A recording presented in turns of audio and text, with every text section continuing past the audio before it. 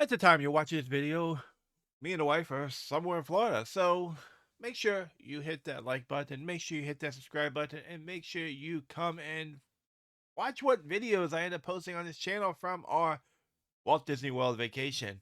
I will be keeping you guys updated with any fun stuff I find, any cool things we see, and anything like that. But for now, enjoy the collectible video, and I'll see you when I get back home.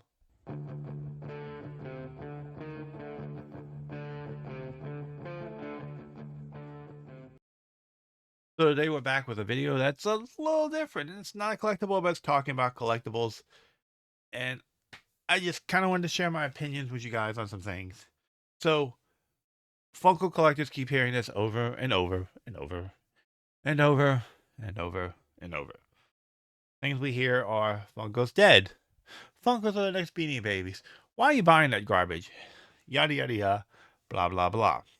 Well, let me break down things for you from someone who's been in different collectibles over different times.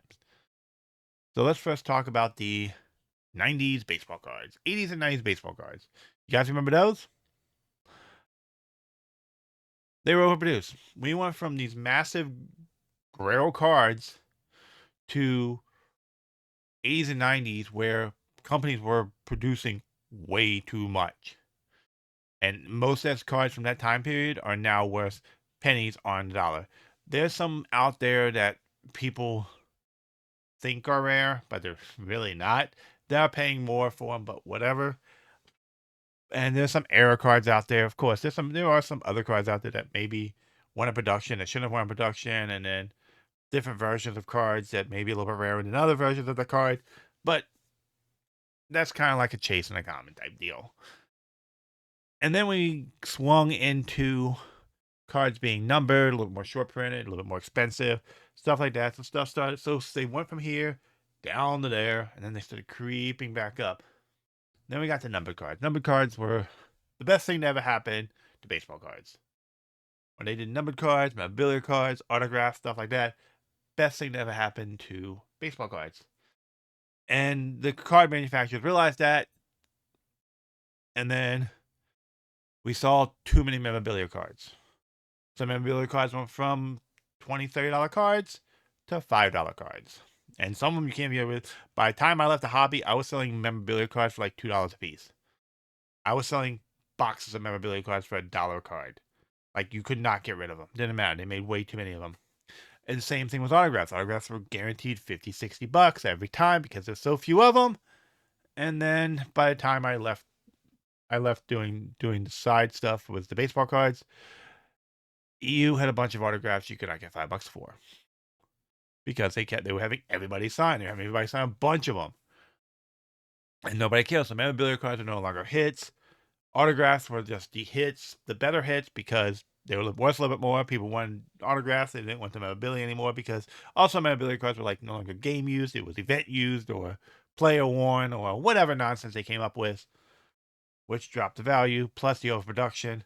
And then numbered cards hit was that we went from, people forget this. People always claimed the numbered cards are saving. No, what happened with numbered cards is one time you could get, I had a Brandon Lloyd 101 autograph. Well, not even autograph, 101 rookie card. Brandon Lloyd. You guys remember Brandon Lloyd? I think he was drafted by like the 49ers or something. 101. Out of Fleer Showcase. It was his rookie card. I pulled it out of a pack. Sold that thing for $750. What's worth now? I don't even think it's probably worth $100 now. I had a Vladimir Guerrero one color mirror black patch from Leaf Certified Baseball. Pulled that out of the pack. Sold that thing for $600. Like, it didn't really matter what you hit. You were guaranteed $300, $400, $500 on every 101. By the time I left, again, I know people that could not sell 101s of some star players for $100 because card companies decided to make 101s of the card in 9,000 different variations. So they would have a blue parallel, a green parallel, purple parallel, rainbow parallel, red, blah, blah, blah, blah, blah. So some sets would have 101 of card 195, but there'd be 35 versions of it. Nobody wanted that. But they're like, hey, the 101s, they're worth money. No, they weren't. They lost a lot of money. And then card companies started trying to recorrect that by creating less. Memorabilia cards are still just dead. People, I think they still pretty much for the most part are dead. I haven't paid much attention. Autographs kind of came back. Numbered cards started came back. And we saw the ups and downs. And then Beanie Babies were the same thing. Nobody wanted them. They went up in value. And then overproduction happened, and now they crashed. Now they got some licensing deals, so some of them have creeped back up with some licensed stuff, but again, never got to the value they once were. And now we're seeing the same thing with the Funko Pops. And I'm sure there are other collectibles out there like Hot Wheels, uh, action figures, purses, bags. I'm seeing it was bags, Loungefly bags, Stanley tumblers. I'm seeing it was now. That's actually the overproduction has crushed the resale market. Um, it's great for the collector. 100% great for the collector. If you're collecting and you find something you like, it's saving you a lot of money. And I get that. I get that argument. I get that argument. They're like, well, it's great for the collector. It's good for us. It's screw the reseller. Blah blah blah. Um, but reality is, we love buying stuff cheap. As collectors, we love buying stuff cheap. But also, when you're in a pinch, and you need quick money for anything, something came up, emergency situation, whatever. You like knowing you have something that value that you can sell and take care of that. And if you have a bunch of, like I have a bunch of $5 pops behind you or $5 collectibles behind you, they sometimes take a very long time to sell because nobody wants them. You can go anywhere and buy them for $5.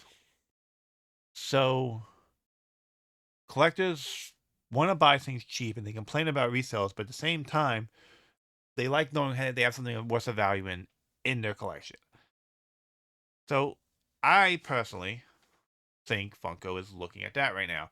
That they've produced way too much. Now they got to get rid of all this inventory. That's why I see mystery boxes that they've been doing. Marshalls, weird giveaways. Um, TJ Maxx, Home Goods has pops. Five Below has a bunch of pops. Trash Can has a bunch of pops.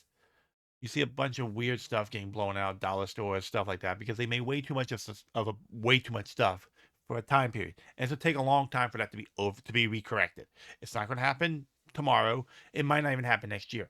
We might not see the correction of this happen until 2026 or late 2025 because they have so much stuff they have already produced. They have so much that they have to get rid of, and I don't know their business procedures, but usually it takes some time for them to go from overproduction back down to a decent production where collectors are happy and they can still make money. Do I think Funko's dead? No. And I think a lot of that has to do with their licenses. I think they have a lot of good licenses that they have been able to work with.